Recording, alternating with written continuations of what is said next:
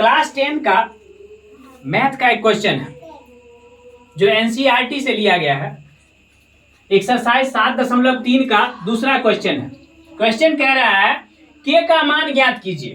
के का मान ज्ञात कीजिए यदि बिंदु 7, -2, 5, 1 तथा 3 के संरेख है।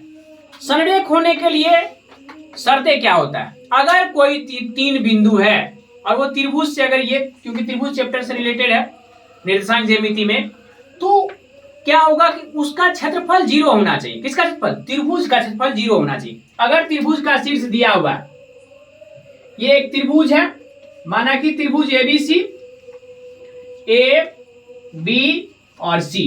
ए का शीर्ष दिया हुआ है 7, -2, बी का शीर्ष दिया है 5, 1 और सी का शीर्ष दिया हुआ है 3 और के। तो हमको पूछता है ये तीनों संरेख है। संरेख होने के लिए त्रिभुज का क्षेत्रफल, यानी कि संरेख होने के लिए त्रिभुज का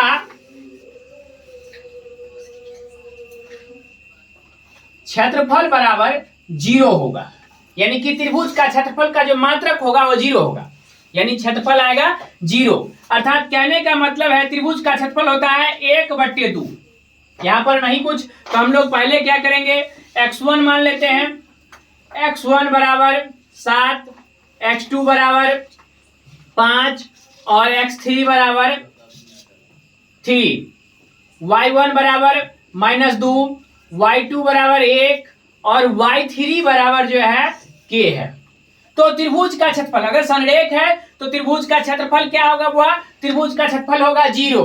त्रिभुज का क्षेत्रफल अगर 0 होगा तो त्रिभुज का क्षेत्रफल क्या होता है? 1/2 मछली cost x1 into y2 minus y3 plus x2 into y3 minus y1 plus x3 into y1 minus y2। Multi cost बंद कर देते हैं। बराबर क्या होना चाहिए? 0। अब इसका हम मान रखते हैं तो 1/2 मल्टी कॉस्ट शुरू करते हैं। x का मान है 7 इंटू 1 माइनस के प्लस 5 इंटू के minus minus plus 2 plus 3 into -2 minus 1। मछली कॉस्ट बंद करेंगे और ये बराबर हो जाएगा 0 के। अब इसको 0 के बराबर करने के लिए 2 को क्या करते हैं? 0 से गुना करते हैं। अर्थात मछली कॉस्ट में होगा 7 को 1 से गुना करेंगे 7 और माइनस के से गुना करेंगे तो 7 के माइनस में। अब यहाँ प्लस है तो प्लस 5 को के से गुना करेंगे तो 5 के प्लस 5 को 2 से गुना करेंगे तो 5 दूना 10 प्लस 3 और यहाँ पर इस दोनों का ऐड हो जाएगा, यानी कि ये हो जाएगा -3, ये हो जाएगा -3। अब -3 को 3 से गुना करेंगे तो ये हो जाएगा -9। मछली कॉस्ट बंद करेंगे और 0 को 2 से गुना कर देंगे तो ये 0 ही रह जाएगा।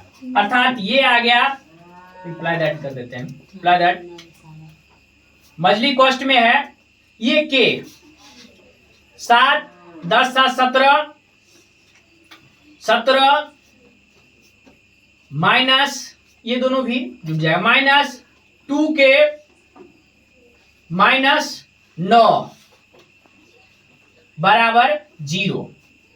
अब आ जाएगा 17 में से 9 घट जाएगा, 17 में से 9 घटेगा तो 8 -2 के बराबर 0। तो 2 के बराबर -2 के बराबर -8, क्योंकि इसको इधर ले जाएंगे तो माइनस माइनस प्लस, इसलिए 2 के बराबर 8 तो के बराबर 8/2 अर्थात 2 दूना 4 दूना 8 के बराबर 4। इस के का मान आ गया कितना हुआ? 4 आया। इस के का मान 4 आया और आंसर भी 4 आ गया। आप लोग इस वीडियो को ज़्यादा से ज़्यादा लाइक, शेयर और सब्सक्राइब करने का कोशिश करें।